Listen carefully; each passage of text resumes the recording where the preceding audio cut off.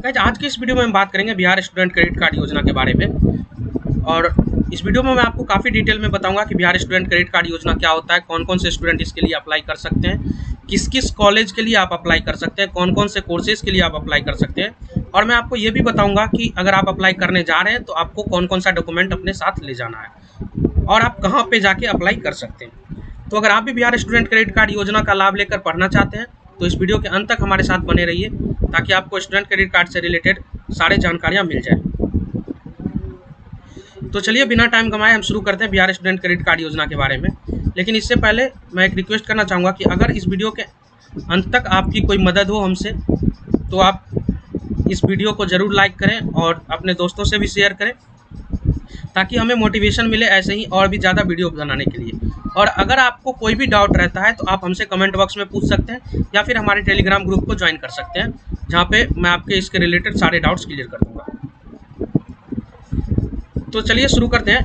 तो मैं आपको बताता हूँ कि बिहार स्टूडेंट क्रेडिट कार्ड योजना जो है ये एक बिहार गवर्नमेंट की स्कीम है। तो यहाँ पे सबसे नोटेबल बात यह है कि ये बिहार गवर्नमेंट की स्कीम है, यानी ये स्टेट गवर्नमेंट की स्कीम है, तो ये सिर्फ और सिर्फ बिहार के स्टूडेंट के लिए ही है।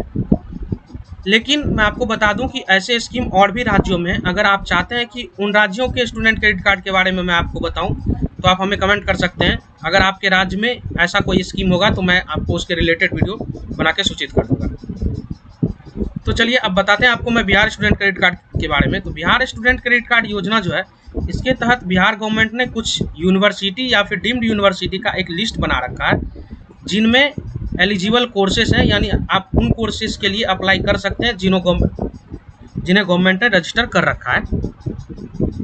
और इस योजना के तहत आपको 1.5 लाख से लेकर 4 लाख तक का लोन मिलता है बिहार गवर्नमेंट की तरफ से।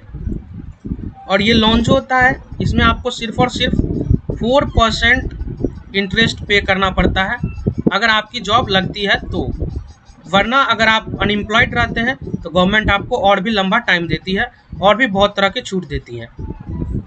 तो इसलिए किसी भी प्राइवेट लोन के रिस्पेक्ट में ये लोन काफ़ी अच्छा है, आप इसका फ़ायदा ज़रूर उठाएं अगर आप बिहार से हैं तो। और मैं आपको बता दूं कि आपके दिमाग में आ रहा होगा कि 1.5 लाख से 4 लाख तक दिया जाता है, तो किसे 1.5 लाख दिया जाएगा और किसे 4 लाख दिया जाएगा और किसे इसके बीच में दिया जाएगा, तो ये कम्प्लीटली डिपेंड करता है कि आपके कॉलेज का फ़ी स्ट्रक्चर क्या है। अगर आप के 4 साल का कोर्स का या जितने दिनों का कोर्स है अगर उसमें 4 लाख से कम लगता है तो आपको उतने ही पैसे मिलेंगे, ना कि 4 लाख मिलेंगे। और एक चीज़ मैं बता दूं कि ये जो जितने भी पैसे होंगे ये डायरेक्ट आपके कॉलेज को भेजे जाएंगे, ना कि आपके अकाउंट में। सो आप ऐसा नहीं कर सकते कि आप 4 लाख का लोन ले लेंगे, बाकी अगर जितना कम कॉलेज में लग रहा है तो कम दे देंगे, बाकी पैसा आप रख लेंगे। ऐसा आप नहीं कर सकते। जो भी पैसा लगेगा वो बिहार गवर्नमेंट डायरेक्ट आपके कॉलेज या यूनिवर्सिटी के अकाउंट में ट्रांसफ़र करती है। अब चलिए बात कर लेते हैं कि कौन से स्टूडेंट इस लोन के लिए एलिजिबल हैं,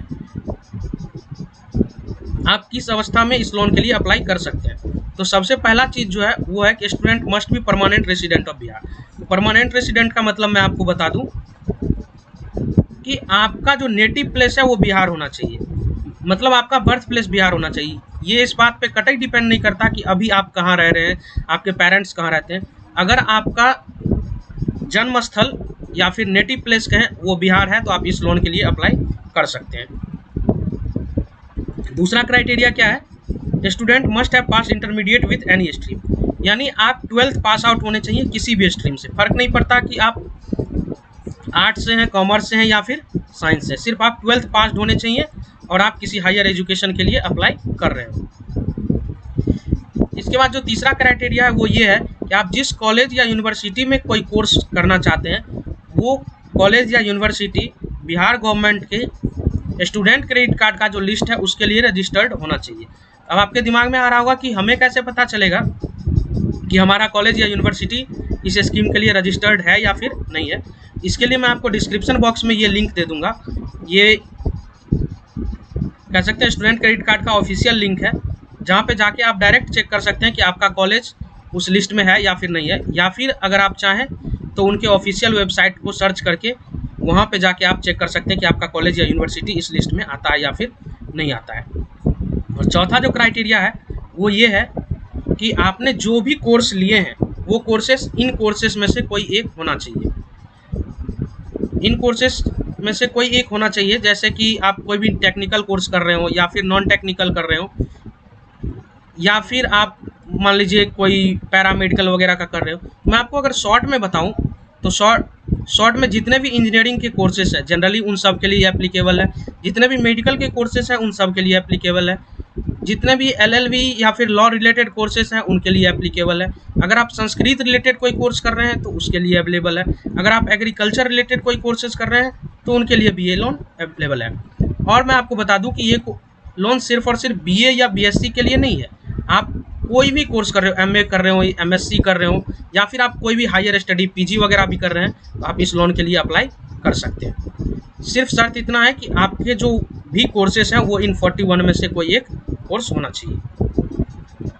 तो चलिए अब अपन बात कर लेते हैं कि अगर आप इस लोन के लिए अप्लाई करना चाहते हैं तो आपको कौन कौन से डॉक्यूमेंट चाहिए। जब आप लोन के लिए अप्लाई करने जाएंगे तो आपको कौन कौन सा डॉक्यूमेंट अपने साथ ले जाना है। तो सबसे पहला चीज़ जो है वो है बोनाफाइड लेटर। तो बोनाफाइड लेटर के बारे में मैं बता दूं कि ये लेटर तब इशू किया जाता है जब आप अपने कॉलेज में एडमिशन ले चुके हों और वहाँ पे आप अप्लाई करते हैं कि हमें इस स्कॉलरशिप के लिए या फिर इस लोन के लिए बोनाफाइड लेटर चाहिए। तो कॉलेज आपको एक लेटर इशू करता है जिसमें ये सर्टिफाई किया जाता है कि आप उस कॉलेज के स्टूडेंट हैं, आप जो लेटर बनवाए हैं वो किस काम के लिए बनाएं।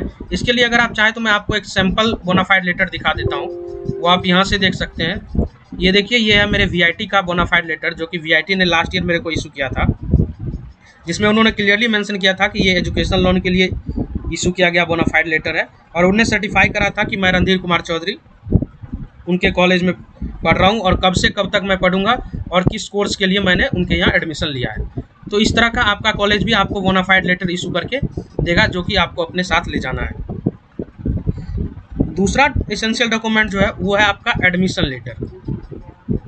एडमिशन लेटर तब दिया जाता है जब आप काउंसलिंग कराते हैं और आप काउंसलिंग के थ्रू उस कॉलेज के लिए एलिजिबल हैं या फिर उस कॉलेज को जिस रैंक पे चाहिए बच्चा आपने उतना रैंक लाया है, तो आपको एक एडमिशन लेटर दिया जाता है जो लेकर आप कॉलेज जाते हैं कि हमें यहाँ काउंसलिंग के थ्रू हमें ये कॉलेज अलॉट हुआ और मैं यहाँ एडमिशन लेना चाहता हूँ। तो वो होता है एडमिशन लेटर। इसलिए आप एडमिशन लेटर और बोनाफाइड लेटर को कभी एक ना समझे, ये दोनों ही अलग चीज़ें हैं। बोनाफाइड लेटर आपको सर्टिफाई करता है कि आप अभी उस कॉलेज में पढ़ रहे हैं और एडमिशन लेटर आपको कॉलेज में एडमिशन से पहले ही इशू हो जाता है, जिसे हम कहते हैं एक तरह से समझिए प्रोविजनल एडमिशन लेटर। मतलब एडमिशन लेने से पहले ही वो आपको आ जाता है कि आप इस कॉलेज के लिए एलिजिबल हैं। और तीसरा जो डॉक्यूमेंट है उसमें आपके कॉलेज का फ़ी स्ट्रक्चर मेंशन होना चाहिए। तो आपकी जानकारी के लिए मैं बता दूं, जनरली बोनाफाइड लेटर या फिर एडमिशन लेटर में ही कॉलेज का फ़ी स्ट्रक्चर मेंशन होता है। डिस्पाइट इसके अगर उस दोनों में मेंशन नहीं है तब आप क्या कर सकते हैं कि अपने कॉलेज के ऑफिशियल पोर्टल पे जाके या फिर कॉलेज का कोई पैम्पलेट हो जिस पे ये लिखा हो वो डॉक्यूमेंट आप अटैच कर सकते हैं।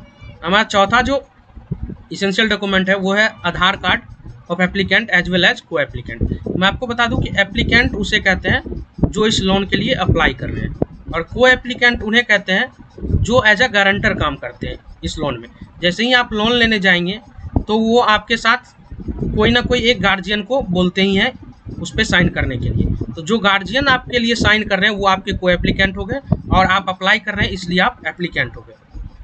को एप्लीकेंट आपके मदर फादर या फिर कोई भी रिलेटिव हो सकते हैं जो आपके साथ जाते हैं कब, जब आप लोन के लिए फॉर्म फिल करते हैं। उसके बाद हमारा पांचवा जो रिक्वायर्ड डॉक्यूमेंट है वो है bank passbook. Bank passbook of the applicant and को एप्लीकेंट। तो मैं आपको बता दूं कि एप्लीकेंट का बैंक पासबुक तो आपको चाहिए ही चाहिए, लेकिन को एप्लीकेंट का बैंक पासबुक आपको लग भी सकता है या फिर नहीं भी लग सकता। ये डिपेंड करता है कि आप जब फॉर्म भरेंगे इस लोन के लिए तो वहाँ पे आपको एक कॉलम मिलेगा कि लोन रीपे कौन करेगा, आप करेंगे या फिर आपके को एप्लीकेंट करेंगे। अगर आपके को एप्लीकेंट लोन रीपे करेंगे तब तो आपके को एप्लीकेंट का बैंक पासबुक या अकाउंट नंबर चाहिए होगा, अदरवाइज को एप्लीकेंट का पासबुक एसेंशियल नहीं है। अब जो हमारा छठा डॉक्यूमेंट है वो है प्रूफ ऑफ रेसिडेंस। मतलब आप कहाँ के हैं इसका कोई एक प्रूफ होना चाहिए। तो जनरली ये प्रूफ लोग आवासीय दे देते हैं। आवासीय कहते हैं एक डॉक्यूमेंट होता है जो कि ये बताता है कि आप कहाँ के निवासी हैं उस ब्लॉक में। जनरली वो ब्लॉक के द्वारा इशू किया जाता है। और अगर आप ये आवासीय नहीं बनवाना चाहते तो आप बैंक पासबुक से भी काम चला सकते हैं, क्योंकि बैंक पासबुक पे क्लियरली मेंशन्ड होता है कि आपका परमानेंट एड्रेस क्या है। और जो हमारा नेक्स्ट डॉक्यूमेंट है वो है, आपको एक पासपोर्ट साइज फोटो चाहिए, एक एप्लीकेंट का और दूसरा को एप्लीकेंट का। उसके बाद आपको 10th और 12th का ओरिजिनल मार्कशीट चाहिए। ध्यान रखिएगा आप फोटोकॉपी लेकर ना जाएं, क्योंकि वो स्कैन करते हैं और स्कैन में काफ़ी क्लियर चाहिए होता है, इसलिए आप ओरिजिनल ही लेकर जाएं, अदरवाइज आपको वहाँ से लौट के आना पड़ सकता है। अब मैं आपको बताता हूँ कि ये जितने भी जानकारियाँ मैंने दी है ये सारे मेरे लास्ट ईयर के एक्सपीरियंस पे बेस्ड है, क्योंकि मैंने खुद भी लास्ट ईयर इस लोन के लिए अप्लाई करा था और बहुत सारे मेरे को प्रॉब्लम भी फेस करने पड़े थे, जो कि मैं नहीं चाहता कि आप लोग फेस करें। इसलिए मैं आपको उन सारे प्रॉब्लम के बारे में अपकमिंग वीडियोज में बता दूंगा कि क्या क्या प्रॉब्लम हो सकते हैं। और मैं आपको बता दूं कि कुछ और भी वेबसाइट है जहां पे आपको कुछ एक्स्ट्रा डॉक्यूमेंट मेंशन्ड मिल जाएंगे, जो कि होते हैं 6 महीने का बैंक स्टेटमेंट चाहिए आपके या आपके पेरेंट्स का, या फिर और भी कुछ लिखे होते हैं। बट मैं आपको बता दूं कि ये सारे डॉक्यूमेंट्स अब नेसेसरी नहीं है, ये पहले मांगे जाते थे बट अब नहीं मांगे जाते स्टूडेंट क्रेडिट कार्ड के लिए जब अप्लाई करते हैं, क्योंकि अब गवर्नमेंट ने इन डॉक्यूमेंट्स में काफ़ी ढील दिए हैं। इसलिए आप अगर सिर्फ इतना डॉक्यूमेंट लेकर जाते हैं तो आपका काम हो जाएगा। और ये सारे डॉक्यूमेंट्स के जो सोर्सेस हैं, ये जब मैं अप्लाई करने गया था तो वहाँ पे मेरे को एक पैम्पलेट मिला था जिसमें ये सारे चीज़ें लिखी हुई थी, उसी के बेसिस पे मैं आपको ये जानकारियाँ दे रहा हूँ। सो आप बिना किसी शक के बस इतने डॉक्यूमेंट के साथ जाके अप्लाई कर सकते हैं। अब मैं आपको बता दूं कि आप कहां जाकर इस लोन के लिए अप्लाई कर सकते हैं। तो आप लोन के लिए जहां भी जिस जगह पे अप्लाई करते हैं उस ऑफिस को बोलते हैं अपन डीआरसीसी ऑफिस।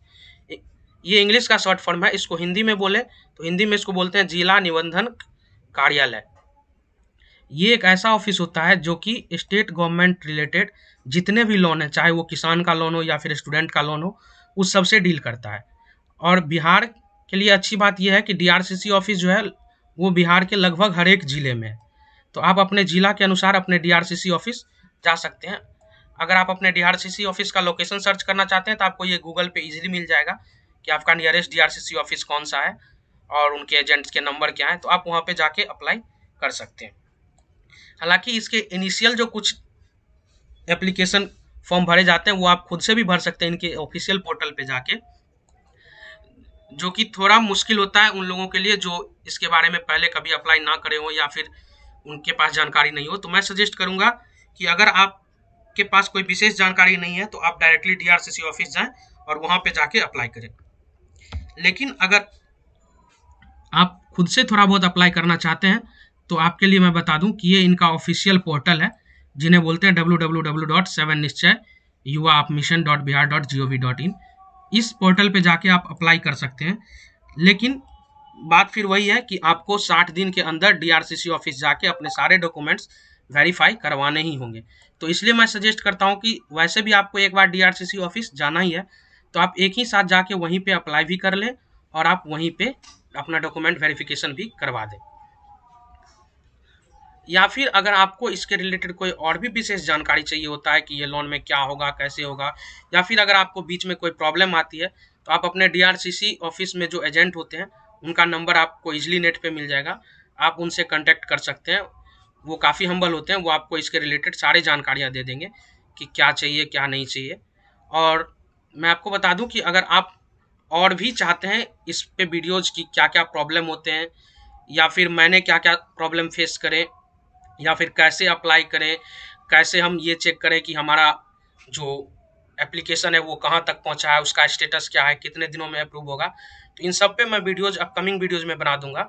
आप कमेंट करके पूछ सकते हैं, या फिर आपको इसके रिलेटेड आज के वीडियो रिलेटेड कोई भी डाउट हो तो आप हमारे कमेंट बॉक्स में पूछ सकते हैं या फिर आप हमारे टेलीग्राम ग्रुप पे आके पूछ सकते हैं।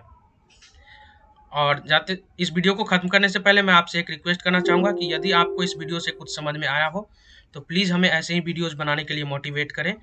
और मोटिवेट करने के लिए आप हमारे इस वीडियोस को शेयर कर सकते हैं, सब्सक्राइब कर सकते हैं चैनल को और लाइक कर सकते हैं।